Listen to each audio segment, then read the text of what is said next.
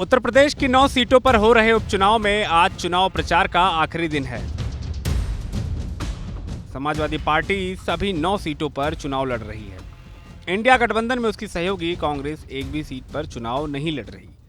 सपा अध्यक्ष अखिलेश यादव ने इन सीटों पर सपा की जीत के लिए पूरी ताकत लगा रखी है, लेकिन हर मंच पर एक साथ होने का दावा करने वाला इंडिया गठबंधन यूपी में दम तोड़ता दिख रहा है। यूपी की लड़ाई में सपा अकेले ही दिखाई दे रही है। कांग्रेस का कोई बड़ा नेता, चाहे वो राहुल गांधी हो या फिर प्रदेश अध्यक्ष अजय राय हो या यूपी प्रभारी अविनाश पांडे, सपा के मंच पर दिखाई नहीं दिए।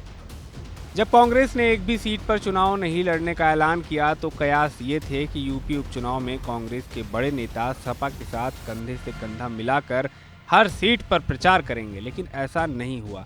प्रचार के लिए राहुल गांधी और अखिलेश के साथ दिखने की खबरें भी हवा रह गईं। यूपी के प्रभारी अविनाश पांडे और प्रदेश अध्यक्ष अजय राय केरल की वायनाड सीट पर प्रियंका गांधी के साथ चुनाव प्रचार में जुटे हुए थे।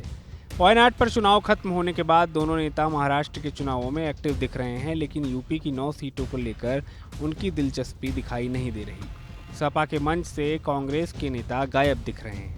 हालांकि वायनाड उपचुनाव और महाराष्ट्र विधानसभा चुनाव में व्यस्तता एक बड़ी वजह हो सकती है राहुल प्रियंका के यूपी उपचुनाव में न दिखने की, लेकिन बीजेपी इसी मुद्दे को उठाकर इंडिया गठबंधन पर निशाना साध रही है।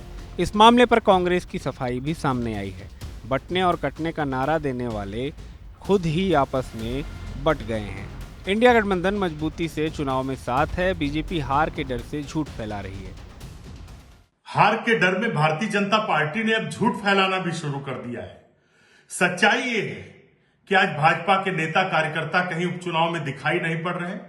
उत्तर प्रदेश के मुख्यमंत्री जो बटोगे और कटोगे का नारा देकर जनता को डराना चाहते थे, आज भारतीय जनता पार्टी के स्वयं के नेता बटे हुए हैं और उनका पता नहीं है कहां है। उत्तर प्रदेश के युवा, जिनको लेकर इंडिया गठबंधन के, कांग्रेस के, समाजवादी पार्टी के सभी नेता और कार्यकर्ता एक साथ पूरी मुस्तैदी से चुनाव में तैनात हैं।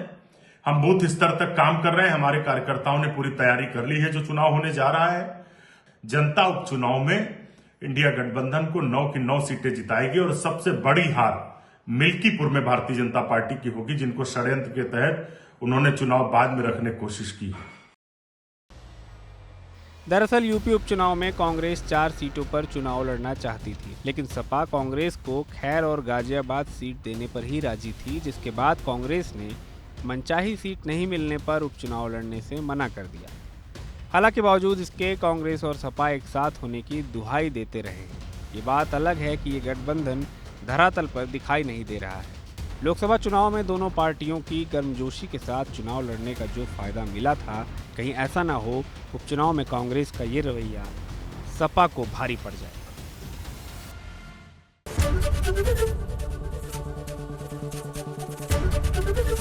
एबीपी गंगा, खबर आपकी, जुबान आपकी।